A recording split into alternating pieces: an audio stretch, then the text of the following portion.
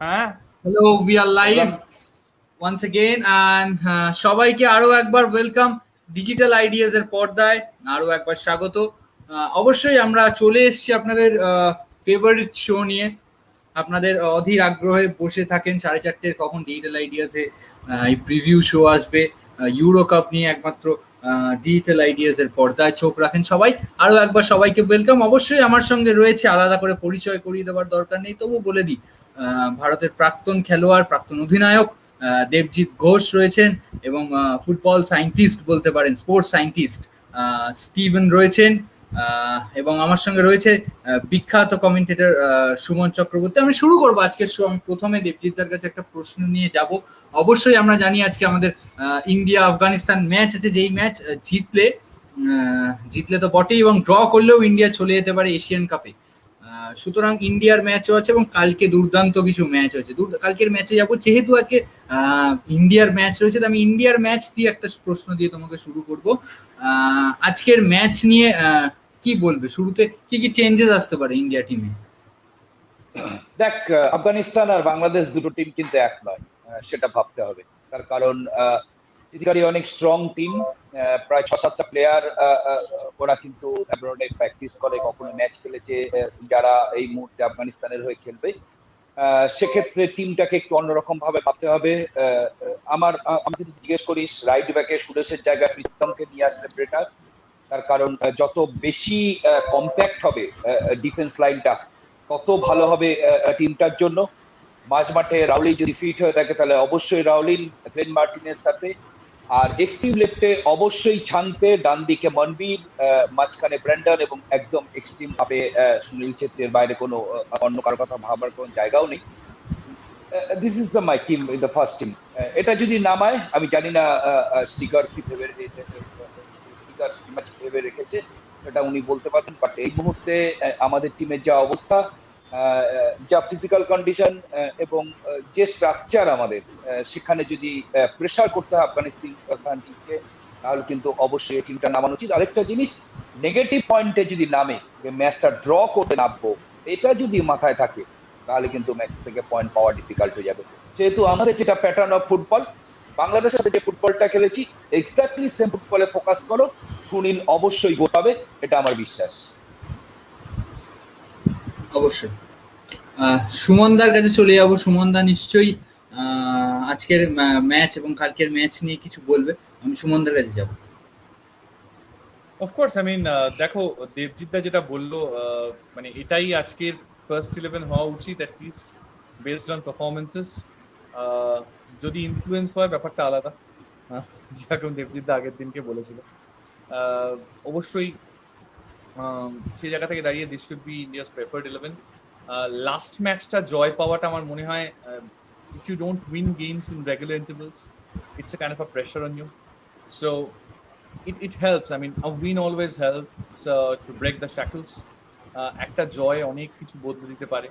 So keeping all those things in mind, I think the win against Bangladesh, the first half was pathetic, as we discussed many a number of times in the past as well. But in the second half, India played very constructive football. A few changes made some dividends, and that is the reason why India got the 2 goals in one match that jete India. So keeping those things in mind, I firmly believe, like, আজকের ম্যাচটা, if we play as Devjit rightly mentioned, that if we play for a draw, it's difficult to get a point. So we have to be on the ground with a positive mindset for all 3 points. Afghanistan won't be in a good shape, especially after their defeat against Oman in the last game. And if you see the table at the moment, India currently is with 6 points, 3rd position from 7 matches, and Afghanistan with 5 points out of 7 matches. So in a way, important game, important for Indian football perspective as well, because if we get a point, once again another chance to compete in the AFC Asia Cup. Obviously এবার প্রশ্ন আসতে শুরু হয়েছে। অবশ্যই এই প্রশ্নটা আমি নিয়ে নিলাম। অবশ্যই সুমন দা এই প্রশ্নটা রাখবে আমাদের স্পোর্টস সায়েন্টিস্টের জন্য, স্টিভের জন্য।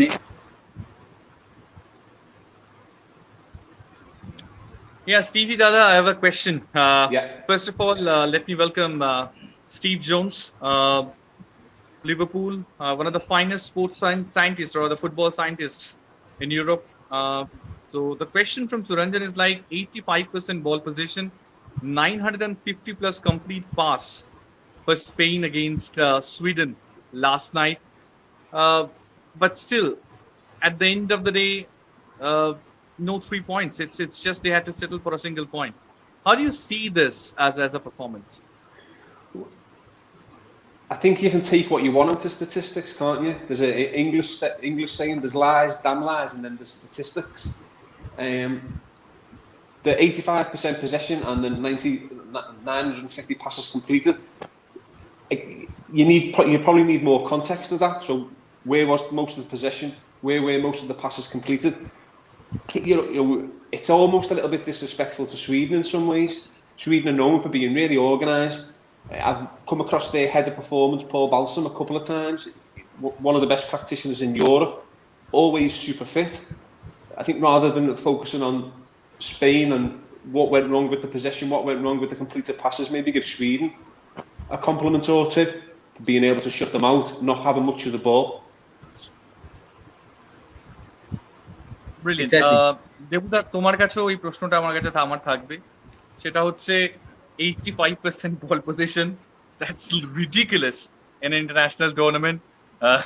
তারপরেও এতগুলো অপরচুনিটি তৈরি করা, স্পেশালি কালকে যে চান্সটা মোরাটা পেয়েছিল এবং শেষ দিকে জেরার্ড মোরেনো একটা অসাধারণ হেডার, সব কিছুর পরেও how do you see Sweden's defensive performance in the leadership of Lindelof, and of course how do you see the performance of Spain? Gerard মোরেনোকে প্রথম থেকে না নামানোটা কি ফ্যাক্টর হয়ে গেল?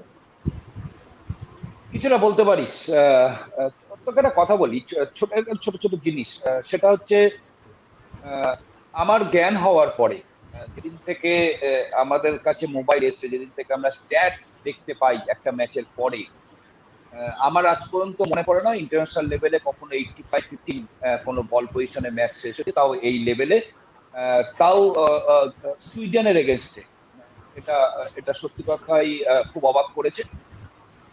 আসলে স্পেন টিমের যে ফুটবল 2008 থেকে শুরু করেছে, সেটাই কন্টিনিউ চলছে আর কি, একটা প্রসেস। মাঝখানে কিছুটা সময় একটা প্রবলেম হয়েছিল, বাট লুই এনরিকে আসার পরে আবার সেম, মানে অ্যাকচুয়ালি বার্সেলোনা প্যাটার্ন যেটা হয়, সেই সেম প্যাটার্নে ওরা ফুটবলটা খেলছে। আবার দেখে ভালো লেগেছে, এতটা এক্সপেক্ট করিনি সত্যি আমি স্পেন ম্যাচ নিয়ে। আসলে স্পেনকে আমি টপ করেও রাখিনি, তার কারণ হচ্ছে অন্তত স্ট্রাইকিং ফোর্সের যা অবস্থা বা ডিফেন্স লাইনের যা অবস্থা, তাতে অপোনেন্ট টিমের যদি 50-50 ম্যাচ হয়, সেই সময় প্রেশার পড়লে কি হবে সেটাতে খুব কনফিউজ ছিলাম আমি। বাট ফার্স্ট ম্যাচে অবশ্যই আমি রং যে ভাবতেই পারিনি যে এরকম একটা ফুটবল খেলতে পারে। তবে একটা কথা ঠিক, তোকে একটা কথা বলি, যে স্ট্রাইকিং ফোর্সে অবশ্যই ডেভিড ভিয়া না থাকা এই লেভেলে, বা টরেসের মতো একজন কোয়ালিটি স্ট্রাইকার না থাকা কতটা প্রবলেম, সেটা লুই এনরিকে কিন্তু ফেস করতে কন্টিনিউয়াস। এবং আমার মনে হয় এখান থেকে কিন্তু বেরোতে হবে।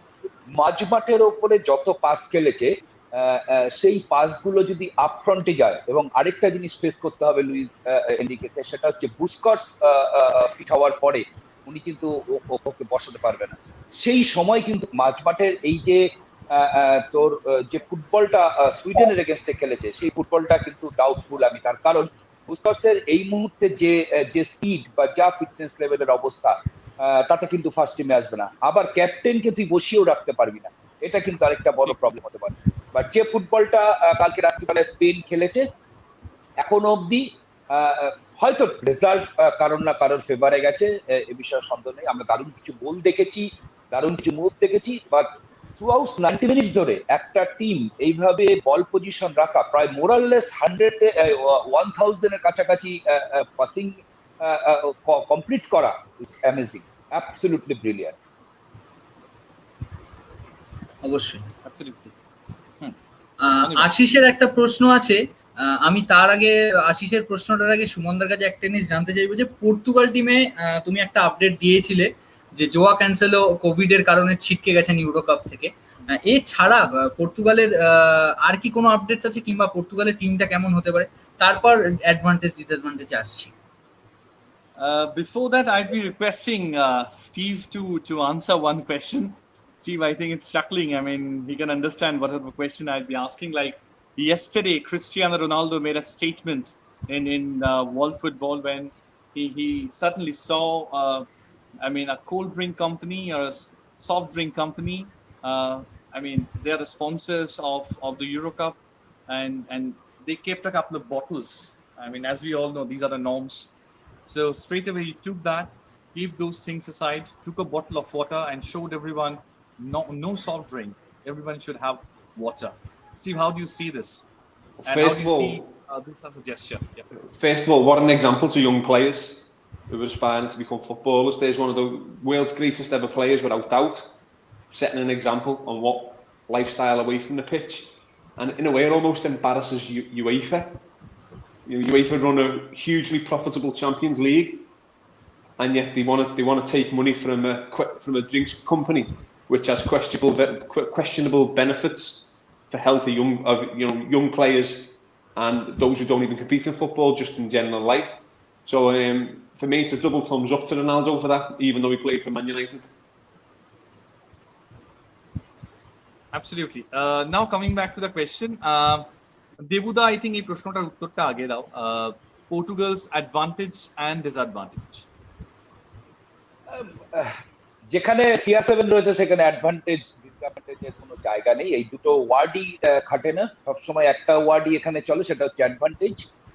তার কারণ এখনো আমি বিশ্বাস করি, একটু আগে যে কোশ্চেনটা টিকে করলি, সবচেয়ে বড় কথা, একটা ফুটবলার 15 থেকে 18 বছর ধরে টপ সার্কিটে, ওয়ার্ল্ডের টপ সার্কিটে কেন সে আজও অপোনেন্ট টিমের ফুটবলার বা কোটি কোটি দর্শক, সারা পৃথিবী জুড়ে কোটি কোটি দর্শক শুধুমাত্র পর্তুগালকে সাপোর্ট করবে বা পর্তুগালে জেতার কথা ভাববে শুধুমাত্র ওই মানুষটার জন্য, যেহেতু ওই মানুষটা যে টিমের টিম লিস্টে থাকবে, আর্মব্যান্ড পরে নামবে, সেখানে অ্যাডভান্টেজ ছাড়া অন্য কোনো অপশন, অন্য কোনো ওয়ার্ড সুইটেবল নয়, এ বিষয়ে কোনো সন্দেহ নেই। কিন্তু একটা কথা ঠিক, যে ডায়াস কতটা ফিট, সেন্ট্রাল ডিফেন্সের উপর অনেক কিছু ডিপেন্ড করবে, তার সাথে ব্রুনো বা সিলভা কতটা হেল্প করতে পারছে তার উপর অনেক কিছু ডিপেন্ড করবে, জোটা কতটা হেল্প করতে পারছে ততটা ডিপেন্ড করবে। তার কারণ একটা জিনিস বুঝতে হবে, যে আজ থেকে 5 বছর আগে বা 4 বছর আগের রোনাল্ডো, আজকে রোনাল্ডো কিছুটা হলো ডিফারেন্স হয়েছে, প্রচুর ফিটনেস লেভেল, এ বিষয়ে কোনো সন্দেহ নেই। যা সিরিয়া ফিনিশ করেছে টপ স্কোরার হয়ে, সেটাও কোনো সন্দেহ নেই। কিন্তু ইউরোপ সার্কিটে ওকে কিন্তু ততটা জোন কিন্তু পাবে না যেটা সিরিয়াতে পেয়েছে, তার থেকে কম জোনের মধ্যে কিন্তু গোল কমপ্লিট করতে হবে। এবং সেটার থেকে বড় কথা, কিভাবে সাপোর্টিং পাচ্ছে, যখন ফুল টিম অ্যাটাকিং এ যাবে সেই সময় তার পাশের যে কলিগরা তারা কতটা সাপোর্ট করছে, তারা কতটা জোনকে খালি করতে পারছে, যে জোনগুলোকে ইউটিলাইজ করার জন্য রোনাল্ডোর জন্য ছেড়ে যাবে। এবং সবচেয়ে বড় কথা হচ্ছে, টপ অফ দা বক্সের ওপর CR7 কে ছেড়ে দাও এবং দুটো সাইডকে কোয়ালিটি ডেলিভার করো। ওই আমার আজও মনে হয় যে ও যদি জাম্প করার টাইমিংটা ঠিক হয় বা জাম্প করার স্পেস CR7 কে দেওয়া হয়, সেটা নেটই হবে, বিষয়ে কোনো সন্দেহ নেই। সেহেতু আমি সবসময় পর্তুগালের সাথে, এবং আমার টপ 4 এর টিমের মধ্যে পর্তুগাল আছে। একদমই একদমই।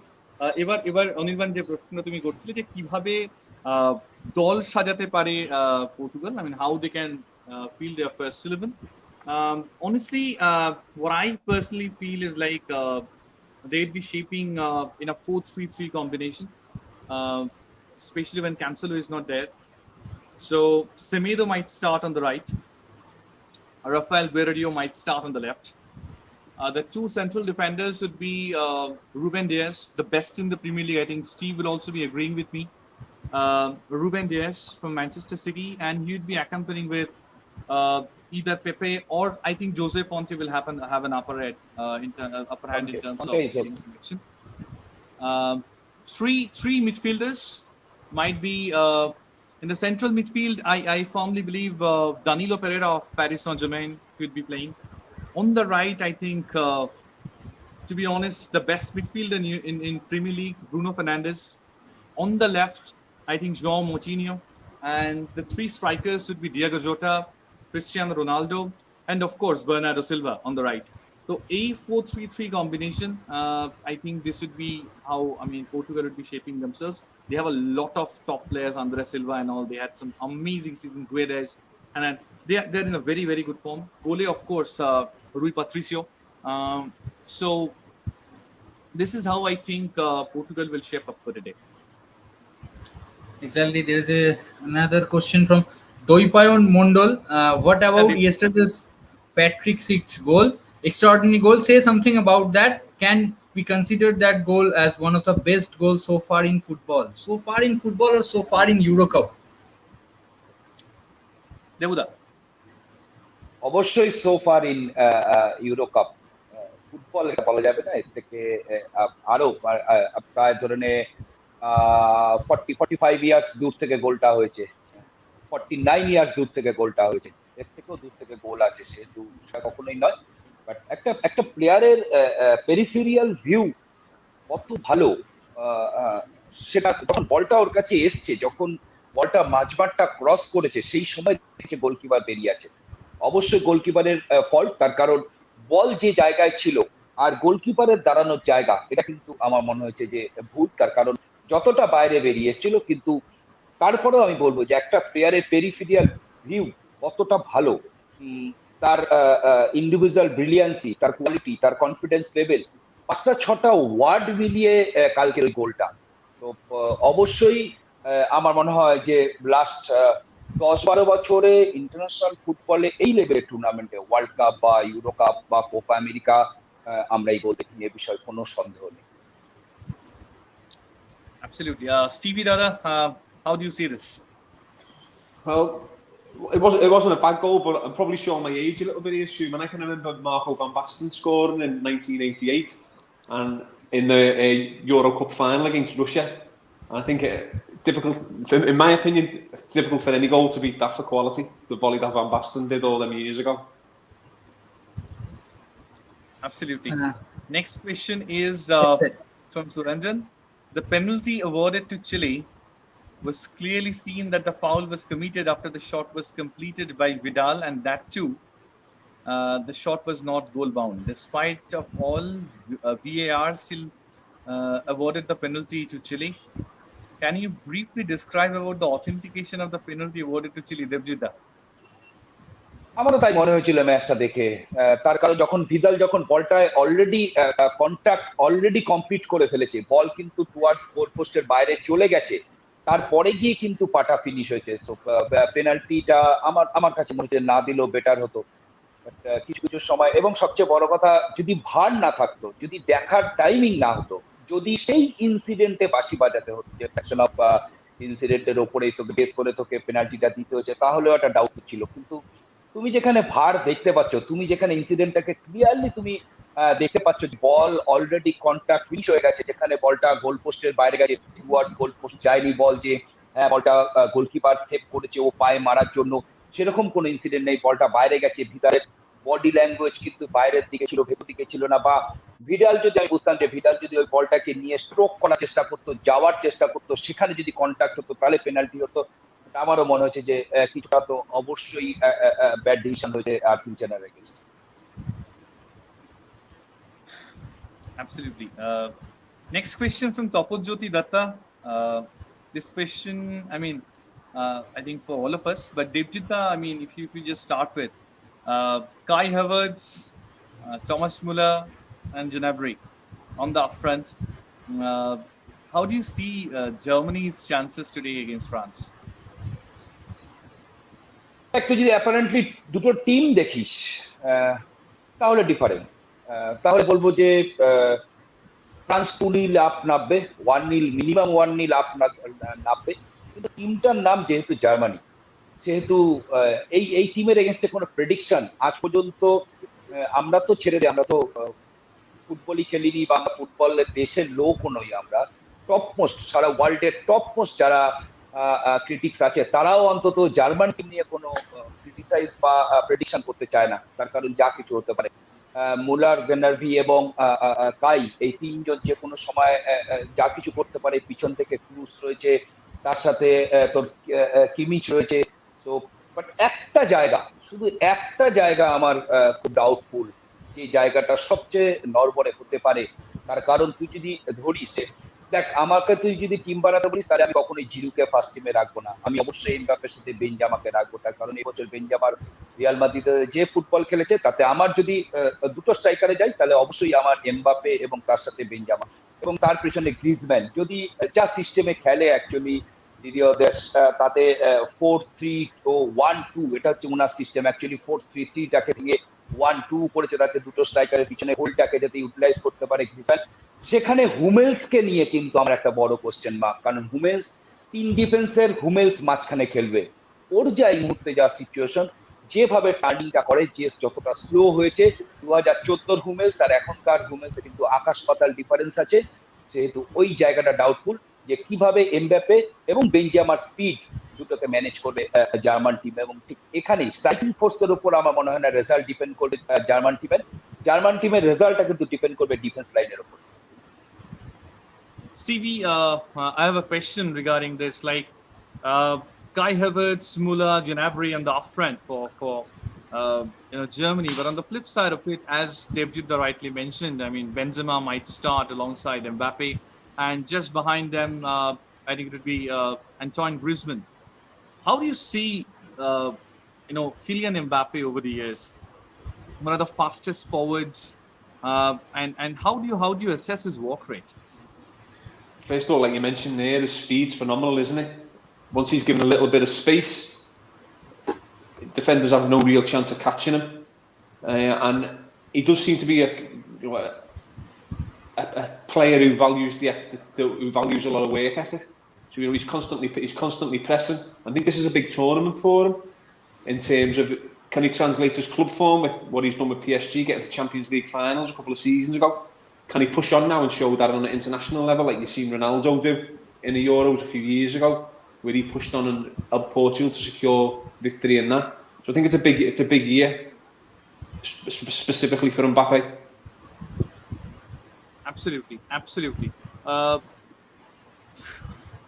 That's a question from Oyon Mitra. I'd be taking this question, but before that, I have a question for Stevie. You have seen Cristiano Ronaldo over the years. When you were there in the Premier League, you have seen him from a very, very close range. I mean, Cristiano Ronaldo in 2005-06 season, Cristiano Ronaldo 2021. He hasn't changed, isn't he? I mean, in terms of the walk rate, fitness, how do you see Cristiano Ronaldo's fitness level as a sports scientist? First of all, he'd be a sports scientist that you'd love to work with, because I don't think you'd have to do too much with him. And how he performs on the pitch, he automatically makes you look like a good fitness coach.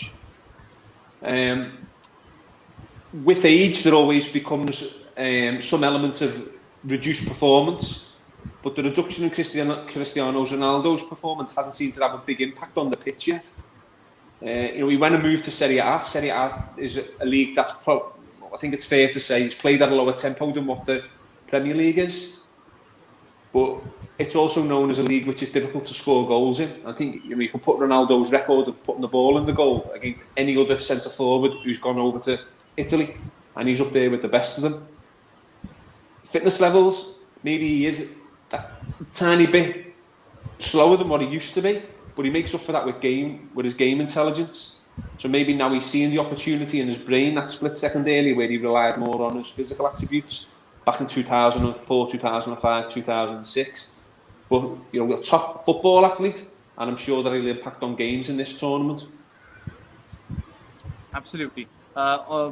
Now the question from Oyon Mitro, and this question is, I want to ask all the experts that today's Group F's, today's the start of the Group F, and it's said that it's a group of death, and Hungary is a little okay. Hungary is, he wants to say, a bit minnow compared. In these days in world football, there is no minnows, but still, he's saying, less powerful compared to the other teams. But so we see South Korea beat Germany in World Cup. Iceland drew against Argentina. So what do you think about Hungary's games for Portugal, Germany and France? And more importantly, because Hungary has nothing to lose and other teams have all to gain. Hungary drew Portugal in last Euro 3-3. So what do you think about Portugal need to start carefully? Devjit da, question ta erokom 12টা match Hungary কিন্তু অপরাজিত. দেখ, এটা নিয়ে আমরা আগের দিনই প্রথম প্রোগ্রামে যেদিনকে আমরা প্রিভিউ নিচ্ছিলাম আমরা টুর্নামেন্টের, সেদিনকে কিন্তু এটা নিয়ে আলোচনা করেছিলাম আমরা এটা নিয়ে, যে হাঙ্গেরির কাছে কিছু হারানোর নেই, হাঙ্গেরি ফুল আসবে, এবং সবচেয়ে বড় কথা যে আর বাদ বাকি যে তিনটে টিম তাদের কিন্তু হিউজ প্রেশার। বাদ বাকি তিনটে টিম কিন্তু ট্রফির জন্য এসেছে, একমাত্র হাঙ্গেরি কিন্তু ট্রফির জন্য আসেনি, তারা তাদের প্রাইডের জন্য এসেছে, যে তাদের ফুটবলকে কতটা ডেভেলপ করতে পারে। সেখানে হাঙ্গেরির কাছে অনেক ফ্রি মাইন্ডে ফুটবল খেলতে পারবে। তবে একটা কথা ঠিক যে লাস্ট 12টা ম্যাচ আনবিটেন রয়েছে হাঙ্গেরি টিম, এবং যেভাবে ফুটবল খেলছে, যে স্মুথ ওয়েতে, যে ডমিনেটিং ওয়েতে ফুটবল খেলছে, তাতে কিন্তু পর্তুগালের কাছে ম্যাচ কখনো কখনো অন্তত এই জায়গায় আসার পরে ম্যাচ কখনো ইজি হতে পারে না। আমরা যদি কালকে স্কটল্যান্ড ভার্সেস চেক ম্যাচটা দেখি, তাহলে আমরা কিন্তু কেউই ভাবি যে চেক ওভাবে ম্যাচটা জিততে পারে। আমরা কিন্তু সবসময় ভেবেছিলাম যে যে কোনো ভাবে ম্যাচ স্কটল্যান্ড জিতবে, তার কারণ তুই যদি প্লেয়ারদের কোয়ালিটি বা প্লেয়ারদের যে ফরম্যাটে প্লেয়াররা ফুটবল খেলে, তাতে ম্যাক্সিমাম কিন্তু স্কটল্যান্ডের অনেক বেটার জায়গা ফুটবলটা খেলে। যেহেতু ম্যাচের রেজাল্ট যা কিছু হতে পারে, একদম ঠিক কথা বলেছে। লাস্ট ইউরোতেই 3 দিন হয়েছে, সেখানে আজকে প্রথম ম্যাচ খেলতে নামছে পর্তুগালের কাছে। প্রথম ম্যাচ সবসময় আর যে কোনো টুর্নামেন্টে যে কোনো টিমের কাছে first match very vital match. সেক্ষেত্রে আমার মনে হয় না যে কখনো খুব বেশি রিস্কে যাবে, যেখানে রোনাল্ডো রয়েছে, যেখানে সিলভা রয়েছে, যেখানে জোটা রয়েছে, সেখানে আমার মনে হয় গোল পেয়ে যেতে পারে যদি রুবেন ডায়াস যদি ঠিকঠাক ভাবে ওরা পারফর্ম করতে পারে। মানে ডিফিকাল্ট ম্যাচ, অবশ্যই পর্তুগালের জন্য ডিফিকাল্ট ম্যাচ। হাঙ্গেরি বলে কোন ইজি ম্যাচের ব্যাপার নয়, এই অন্তত ইউরোর প্রথম ম্যাচ। অ্যাবসলিউটলি। অনির্বাণ, আবির পোদ্দারের একটা প্রশ্ন আছে, অবশ্যই সুমনদার কাছে আছে এবং দেবজিতের কাছেও আছে, যে কাকে এগিয়ে রাখবে সুমনদা এন্ড দেবজিৎদা, ফ্রান্স না জার্মানিকে? এই ব্যাপারটা তো বলেইছে, আরো একবার যদি ব্যাপারটা বলো যে কোন কোন মানে মাঝ মাঠের ব্যাপারটাই যদি বলো। আমি যদি স্পেসিফিক বলি যে মাঝ মাঠটা, যেখানে কান্তে ভার্সেস টনি ক্রুজ যদি আলোচনা হয়, এখানে আরো কিছু দর্শক প্রশ্ন করেছিলেন টনি ক্রুজ ভার্সেস পোগবা, কিন্তু আমি যদি বলি কান্তে ভার্সেস টনি ক্রুজ, তাহলে কাকে এগিয়ে রাখবে? দেবজিৎদা দিয়ে শুরু করবে। অবশ্যই আমি কন্তেকে এগিয়ে রাখবো। আমরা কারণ আমার যেটা মনে হচ্ছে যে ম্যান সিটির মতো টিম শুধু একটা প্লেয়ারের কাছে হেরে গেছে চ্যাম্পিয়ন্স লিগ ফাইনালটা, শুধু একটা প্লেয়ার, দ্যাট ইজ কন্তে। যে ফুটবলটা খেলেছে, সবচেয়ে বড় কথা, তুই যদি চ্যাম্পিয়ন্স লিগ ফাইনালের 2-3টে অকেশন মাথায় রাখিস, সেকেন্ড হাফে 2-3টে অকেশনে এমন জায়গায় টপ অফ দা বক্স যে জায়গা থেকে ট্যাকেল করেছে, আমি বিশ্বাস করি এখনো অন্য কোন প্লেয়ার হলে ওই জায়গা থেকে ট্যাকেল করলে কনফার্ম ডেড বল একটা হিট করতো।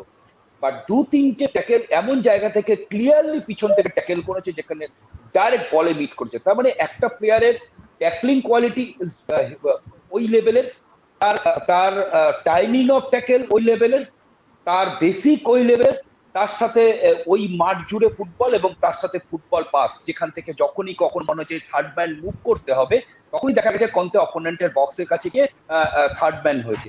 তার মানে একটা ছেলে ওভারঅল মাঠের এমন কোনো ঘাস নেই যেখানে কন্তের পা পড়ে না। তার ক্যাপাবিলিটি এমন একটা লেভেলে, সেই প্লেয়ারটা যদি তোর মাঝ মাঠের পরিস্থিতির মাঝখানে থাকে, দুটো সেন্ট্রাল ডিফেন্সের আগে খেলে, তুই ম্যাচ অন্তত 25% অ্যাহেড নাবি, এ বিষয়ে কোনো সন্দেহ নেই। আরেকটা জায়গা তুই যেটা বলি যে দুটো টিমের কম্পারিজন যদি করা যায়, তাহলে অবশ্যই স্ট্রাইকিং লাইন। আমরা একটু আগে আলোচনা করছিলাম যে স্ট্রাইকিং ফোর্সের যে কোয়ালিটি, যে 4-3-3, বা তুই যদি গ্রিজম্যান তার সাথে এমবাপে তার সাথে বেঞ্জামা, বা বেঞ্জামার জায়গায় জিরু যদি খেলায়, আর তার ঠিক উল্টো দিকে তুই দেখ মুলার রয়েছে, কাই রয়েছে, তার সাথে গেনারবি রয়েছে, অন্তত স্ট্রাইকিং ফোর্সের হিউজ ডিফারেন্স আছে। তার কারণ জার্মান টিমের কেউই কিন্তু পজিটিভ স্ট্রাইকার নয়, এটা আমার ব্যক্তিগত মত, কারণ তারা কিন্তু টিপিক্যাল স্ট্রাইকার কেউ নয়। বাট এখানে তুই যদি দেখিস ফ্রান্স টিমে যারা দুজন আপফ্রন্টে দুজন খেলবে, তারা কিন্তু টিপিক্যাল স্ট্রাইকার। তারা এমবাপে হতে পারে, তার সাথে বেঞ্জামা হতে পারে, তার সাথে জিরু হতে পারে। এটাই একটা ঠিক অনেকটা হেড রাখে। Absolutely. And as rightly questioned, I mean, I think CV Dada and Devjitda both would be agreeing with me on a part. Like, in terms of the ball recovery rate of N'Golo Kante, it's not just about the snatching and the passing. I mean, even if his teammate, if they lose the ball, the way he quickly recovers the ball, that's something which keeps him a different player altogether. যে কারণে N'Golo Kante has been a class apart. He has been an example, and even in the last season as well, he has done it time and again. I mean, if you see the Champions League final, every time when Chelsea was going in all guns blazing, and more importantly, when they were losing the ball, Kante was absolutely in a rapid pace to recover the ball, to take the control back. So in fact, that is the reason why N'Golo Kante, I firmly believe, would be possibly the best central midfielder in the world at the moment, without any doubt. And Stevie Dada, I mean, you can talk about the walk rate of N'Golo Kante. You've seen him from a very, very close range. How do you see N'Golo Kante and his transformation? Another example of a fantastic athlete. His ability to recover between periods of high intensity work. So, for example, he's able to sprint and he only needs a short recovery before he sprints again. But I think a lot of that comes down to having the desire to want to do it. A lot of players have the ability to do it, but they don't have the inner determination to do it.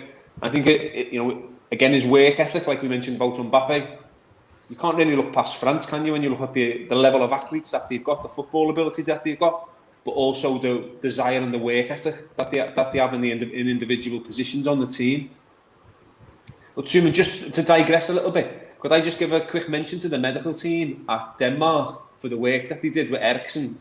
There you've seen high-level sports medics working to a high-level protocol, and they're all coming together on the day under a really, really pressurised environment. And what a great job they've done. There's images today of Eriksen sitting up in hospital, giving fans the thumbs up. So I think the medical team at Denmark and the protocol that was put on the pitch for the protocol that was put in place for the stadium, world class. Wonderful. And one more thing, I mean, as you've just rightly mentioned about Denmark, Stevie, I really want to ask you something about Christian Eriksen with the way I think now I think it's very much evident to everyone. Even the Danish medical team has also mentioned, like, he had a cardiac arrest, and now I mean there is a dark cloud over hovering around his head. Like, will he be able to come back into the footballing territory? How do you think? How much about an amount of chance does he have to come back into the field of play? Because I think this is a question for Devjit Da, this is a question for me, this is a question for everyone, because we are all worried about Christian Eriksen. Yeah, I think it's a really, really good question. Unfortunately, one that I can't answer. I mean, if you look at Fabrice Muamba, he was unable to return to the field and play. With Eriksen, although it's classified at the moment as a cardiac arrest, I still think there's a little bit of ambiguity on what was the cause. And I think you'd probably be better to speak with we'd probably be better to try to get a cardiologist on to explain it a bit, as I just don't have that knowledge, and what I would be doing is guessing, and I wouldn't want to guess on it. Absolutely. আমার একটা প্রশ্ন আছে দেবজিৎ দার কাছে. I want to ask this question.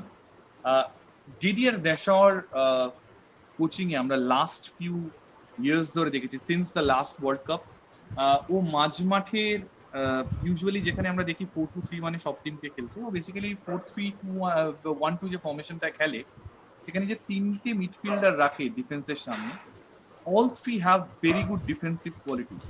Tolisso, Pogba, as well as N'Golo Kante. So keeping that thing in the mind, do you think this is basically because ওর এরকম একটা outstanding attacking force রয়েছে, Griezmann, Giroud or Benzema এবং অবশ্যই Kylian Mbappe, নাকি this is just to balance between the defense and the attacking force? That is immaterial. Trophy পেয়েছিস, দেখতে হবে trophy পেয়েছি। আমি 4-5টা অ্যাটাকার নিয়ে খেললাম, দিনের শেষে ম্যাচটা হেরে গেলাম, তাতে লাভ কি? তুই যখন ফুটবল ছাড়বি, যে কোনো ফুটবলার, তার অ্যাচিভমেন্ট কি? অ্যাচিভমেন্টের আজকে আমরা মেসিকে নিয়ে ওরিট, তার একটা কারণ ইন্টারন্যাশনাল ট্রফি নেই। আজকে গত বছর জিরু একটাও গোল না করে ওয়ার্ল্ড চ্যাম্পিয়ন টিমের সদস্য, সেখানে মেসি কিন্তু ওয়ার্ল্ড চ্যাম্পিয়ন টিমের সদস্য নয়, ট্রফিটা ধরতে পারেনি। তার মানে এই যে গ্যাপ, এই গ্যাপটা কিন্তু হিউজ। একটা ফুটবল ক্যারিয়ারে, একটা ফুটবল প্লেয়ারের ফুটবল ক্যারিয়ারে এই গ্যাপটা হিউজ। সেই জায়গায় দাঁড়িয়ে আমি কিন্তু দেশকে 100-তে 100 দেবো। উনি যদি কনফিডেন্ট থাকে যে আমার ডিফেন্সকে স্ট্রং করে আমি অ্যাটাকে যাব, এবং আমার যে অ্যাটাকিং প্রসেস আছে বা অ্যাটাকিং লাইন আপ আছে, তাতে আমি যে কোনো সময় গোল পেতে পারি। সবার আগে আমাকে ব্লক করতে হবে গোল কনসিড করাটা। এটা সবসময় আমিও বিশ্বাস করি যে গোল কনসিড করাটা বন্ধ করো। তুমি যদি 92 মিনিট একটা গোল করো, তার মানে দ্যাট মিনস 3 পয়েন্ট। বাট তুমি যদি ফুল ফ্লেজের অ্যাটাকে যাও বা সেখানে গিয়ে তুমি যদি এক গোল কনসিড করো, তার মানে ওই ম্যাচটা থেকে 3 পয়েন্ট পেতে গেলে তোকে 2টো গোল করতে হবে। দ্যাট ইজ ভেরি ডিফিকাল্ট অন্তত এই লেভেলের ফুটবলে। এবং কি আরেকটা জিনিস তুই দেখ, তুই যেরকম বললি যে 4টে ডিফেন্সের উপরে যে 3টে ডিফেন্ডার 3টে হাফ খেলছে, তারা কিন্তু বেসিক্যালি ডিফেন্সিভ ওরিয়েন্টেশনের উপর ডিপেন্ড করে ফুটবলটা খেলে। একদম ঠিক কথা বলেছি। কিন্তু উনার সিস্টেমে আপফ্রন্টে যে 3 মানে 1 আর তার উপরে 2 গ্রিজম্যান এবং তার সাথে এমবাপে বেনজামা বা এমবাপে জিউ, তার সাথে দুটো সাইড ব্যাকের সাথে প্যাভার্ড কন্টিনিউয়াসলি কিন্তু অ্যাটাক করে এবং ও কিন্তু প্যাভার্ড কিন্তু খেলাটা শুরুই করে মাঝমাঠ থেকে। তার মানে আমার প্রসেসে পাশা কিন্তু কন্টিনিউ আছে এবং তার সাথে পোগবা এবং কন্তে তারা কিন্তু কন্টিনিউয়াসলি ব্যালেন্সিং করে। যখনই কোনো বল রিফ্লেক্ট হয়ে অপোনেন্টের বক্সের বাইরে আসে বা সেকেন্ড বল যেটাকে আর্ন করতে হয়, সেই জায়গাটা কিন্তু সেকেন্ড বলটা আইদার পোগবা আইদার কন থেকে কিন্তু আর্ন করছে। তার মানে আমি যখন যাচ্ছি সেই সময় আমার যে অ্যাটাকিং প্রসেসের যে ব্যালেন্সিং, সেখানে প্রায় 6টা থেকে 7টা প্লেয়ারকে আমি তুলে আনছি। আমার ডিপেন্ড করছে যে আমি কটা ডিফেন্সিভ প্লেয়ার বা ডিফেন্স মেন্টালিটি খেলাচ্ছি সেটা কথা নয়। আমার সবচেয়ে বড় কথা হচ্ছে আমার ব্যালেন্সিং, আমার শেপ মেনটেন। যখন আমি অপোনেন্টের ডিফেন্সিভ থার্ডে যাচ্ছি সেই সময় আমি কটা ম্যান বাড়াতে পারলাম, আর অপোনেন্ট যখন আমার ডিফেন্সিভ থার্ডে আসছে সেই সময় আমার ব্যালেন্সিংটা কতটা বেটার হচ্ছে, চ্যানেল আমি কি করে বন্ধ করছি, সেটার উপর কিন্তু ডিপেন্ড করে কিন্তু ফুটবলের হারা যেটা ডিপেন্ড করে। এবং ঠিক এই জায়গাটায় কিন্তু দ্বিতীয় দেশ অন্য কোচেদের থেকে এগিয়ে থাকে। Absolutely. I think Ritam Basu, he has a question for Stevie, and Ritam has been a keen admirer of the game of football, and he was also the content writer for AC East Bengal in the last season. So Ritam has a question for you. France is extremely swift to capitalize on counterattacks. Should Joachim Low and his men be wary of this? My question to Stevie. I think if you speak to any defenders who you know, Suman, and who I've worked with in the past, there's one thing they're all afraid of, and that's pace and speed. And when you look at the French attackers, Ritam quite rightly says they're full of it, aren't they? The best trick in football is to kick the ball past your opponent and outrun him, because there's nothing you can do. But Joachim Löw is a hugely experienced coach. The German defenders are hugely experienced, all of them playing at the highest level, playing in Champions League games. Pretty sure they played against Mbappe and the other guys before. So it'll be an interesting battle. Absolutely. আমার একটা প্রশ্ন আছে দেবজিৎদার কাছে, এই সুরঞ্জনের কমেন্টটা definitely নেব। একটা definite question আছে, প্রচুর ফ্যান্স এই প্রশ্ন করেছে, শেষ দুটো প্রশ্ন অবশ্যই এই শোয়ের। একটা অবশ্যই, কাল রাতে আর্জেন্টিনাকে কেমন দেখলে? লাস্ট 15 বছরে আমি এত খারাপ আর্জেন্টিনা টিম দেখিনি। বেসিক্যালি তুই যদি মেসি, ডি মারিয়া আর গুয়ারাকে সরিয়ে রাখিস, বাদ বাকি টিমের যা সিচুয়েশন, আমি এত খারাপ আর্জেন্টিনা টিম দেখিনি। আমার মনে হয়েছিল যে 94 সালের পরে ওর্তেগাদের ব্যাচটা যখন আসে, ওর্তেগা রিকেলমের এই সময় ব্যাচটা, তখন মনে হতো যে আসলে 90 সালে মারাদোনাদের ফুটবল খেলা দেখার পরে ওই ব্যাচটাকে দেখতে আমাদের কাছে খারাপ লাগতো। কিন্তু আমি বিশ্বাস করি যে আমি লাস্ট 15 বছরে এত খারাপ ফুটবল দেখিনি একটা টিমের ক্ষেত্রে। 2-3টে পাস ঠিকভাবে করতে পারেনি। আমরা ইস্টবেঙ্গল মোহনবাগানে যেরকম ধরনের ম্যাচ দেখি, কালকে রাত্রিবেলা সেম ফুটবল চলছিল Chelsea versus Argentina, Chile versus Argentina ম্যাচে। 3 number 4 number pass miss pass হচ্ছে, মিস ট্র্যাপ হচ্ছে, যেখানে ফাউল করার না সেখানে ফাউল কমিট করছে, কনফিডেন্সের অভাব। এটা কখনো, এবং সবচেয়ে বড় কথা তুই দেখ, একদিকে ইউরো চলছে, শেষ করার পরে আমরা কোপা দেখছি। তুই পাশাপাশি দুটো টিভিতে যে কোনো টিম, মানে ইউরো কাপের যে কোনো দুটো টিম, সবচেয়ে নিচের দিকের গ্রেডের দুটো টিমের খেলা চালিয়ে রাখ, আর পাশে টপ দুটো গ্রেডের খেলা চালিয়ে রাখ কোপার, তুই দেখবি লোকে কেউ তাকাবে না কোপার দিকে। তার কারণ এতটাই খারাপ ফুটবল হয়েছে। আমি কোপার মোটামুটি সবকটা ম্যাচই, হয়তো পুরো ম্যাচ দেখতে না পারলেও হাইলাইটস দেখেছি, গোল দেখেছি। ব্রাজিল ছাড়া এখনো অব্দি কাউকে কিন্তু কোনো শেপে মনে হয়নি, কোনো টিমকে মনে হয়নি। সেহেতু এত খারাপ আর্জেন্টিনা টিম আমি লাস্ট 15 বছর দেখি। Stevie, I mean, as Devjitda said, in fact, this Argentine side is perhaps the worst in last 15 years. Do you agree with it? Yeah, it's just that it looks like a lot of them are all aging at once. You've got Messi and Aguero all sort of past the peaks in their careers now. So it is, but we'll see how they get on over the next few weeks in their tournament. Absolutely last question আমার একটা আছে but Anirban কারো প্রশ্ন আর নেওয়া যেতে পারে একটা প্রশ্ন দর্শকদের আছে অবশ্যই। Ronak Guhorai has a question. It's being said that Leroy Sané has been dropped for Kai Havertz. Is it a wise decision considering Havertz and Werner both play for Chelsea FC and want to capitalize the combination? Stevie to start with. We'd expecting if they're training together every single day and playing together once or twice a week, that they'd have really high levels of verbal and non-verbal communication on the pitch. So they'd be able to almost, read each other's minds, if you like. But you've seen how good Sané was when he was in the Premier League at Manchester City. I'm not sure what his season was like this year for Bayern Munich because I don't really follow German football. But what a choice to either have Sané or Havertz playing. I think the Germans are quite spoilt, and I wouldn't mind them both being Welsh. Devjit da. এটা depend করে কোচের উপরে। এই লেভেলের ফুটবলারদের ডিফারেন্সটা খুব কম থাকে, কারোর এক্সট্রা একটু বেটার কোয়ালিটি থাকে, কারোর ডিফেন্সিভ কোয়ালিটি, কারোর প্লেয়ার এলিমিনেশনের কোয়ালিটি, কারোর শুটিং কোয়ালিটি।